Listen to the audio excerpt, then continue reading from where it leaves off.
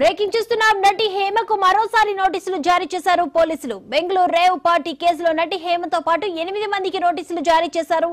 June 1న హాజరు కావాలని Bengaluru CCB నోటీసులు ఇచ్చింది.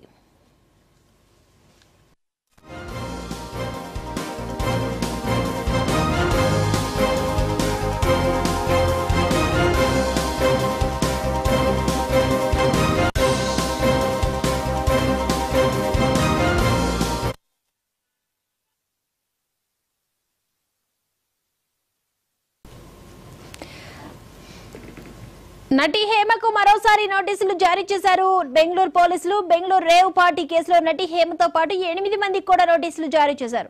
జూన్ 1న హాజరు కావాలంటూ కూడా బెంగళూరు సిసిబి నోటీసులు ఇచ్చింది. ఈ అంశానికి సంబంధించి మరిన్ని అప్డేట్స్ అందించడానికి మా మహామాక్స్ ప్రతినిధి ఓం ప్రకాష్ గారు సిద్ధంగా ఉన్నారు. ఓం ప్రకాష్ గారు, దీపిగా యాక్చువల్ గా సోమవారం నాడు 8 మంది హాజరవ్వాలని చెప్పి సమన్లు జారీ చేసిన తర్వాత అందులో హేమ మినహా మిగిలిన 7 కూడాను అక్కడ సిసిబికి విచారణకి హాజరయ్యారు. వాళ్ళు చెప్పాలనుకున్నది వాళ్ళ పాయింట్ ఆఫ్ వ్యూలో వాళ్ళు ఏ రకంగా రేవ్ పార్టీకి హాజరయ్యారు ఏంటి అన్నటువంటి సమాచారాన్ని అయితే వాళ్ళు ఇచ్చారు.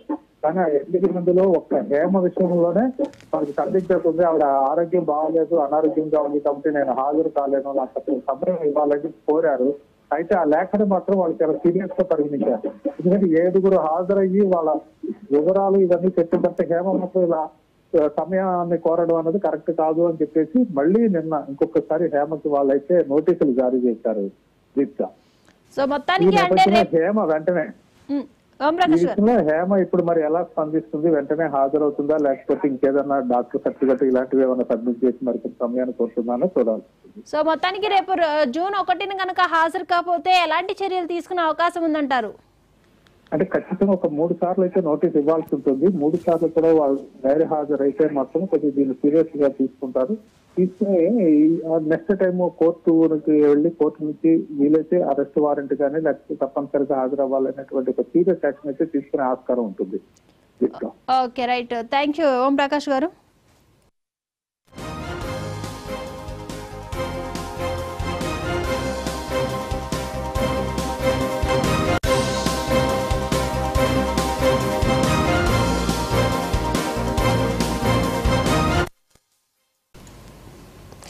నటి హేమకు మరొకసారి నోటీసులు జారీ చేశారు పోలీసులు. బెంగళూరు రేవ్ పార్టీ కేసులో నటి హేమతో పాటు 8 మందికి నోటీసులు జారీ చేశారు. జూన్ 1న హాజరు కావాలని బెంగళూరు సిసిబి నోటీసులు ఇచ్చింది. ఈ అంశానికి సంబంధించి మరిన్ని అప్డేట్స్ అందించడానికి మా క్రైమ్ బ్యూరో చీఫ్ మధు సిద్ధంగా ఉన్నారు. మధు, రేవ్ పార్టీలో ఒకసారి నోటీసులు అయితే ఇచ్చారు.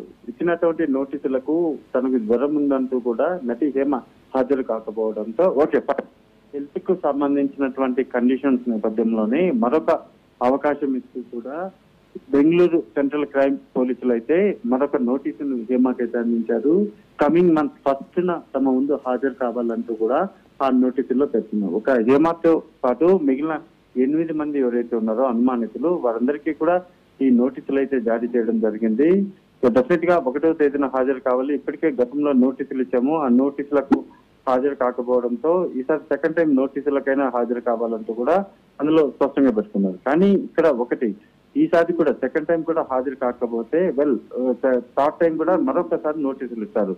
3వసారి నోటీసులు అందుకుంటే మాత్రము ఆ తర్వాత జరిగే పరిణామాలు మాత్రం డైరెక్ట్ గా జరిగే అవకాశం ఉంది. స్పెషల్ టీం రంగంలోకి దింపుతారు, అరెస్ట్ చేస్తారు, కోర్టు నుంచి అనుమతి తీసుకుని మొత్తం ప్లాన్ ఆఫ్ యాక్షన్ అయితే చేసే అవకాశం ఉంది. మరి ఏం జరగబోతుంది? 1న నటి హేమతో పాటు మిగిలినటువంటి 8 మంది ఎవరైతే ఉన్నారో వాళ్ళందరూ కూడా హాజరు కాబోతున్నారా, లేకపోతే కోర్టు ద్వారా అంటే న్యాయస్థానం ద్వారా అనుమతి తీసుకుని అప్పుడు హాజరు నుంచి మినహాయింపు ఏదన్నా తీసుకోబోతున్నారు? ఇలా అనేక అనుమానాలు అయితే లేకపోలేదు.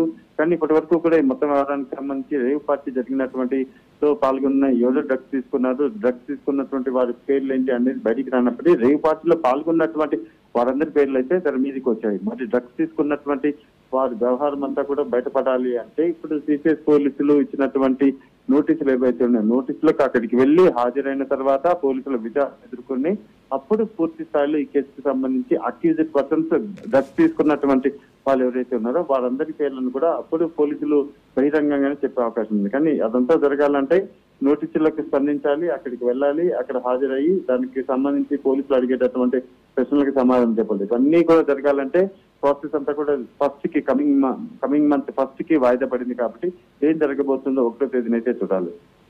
Right, thank you Madhu.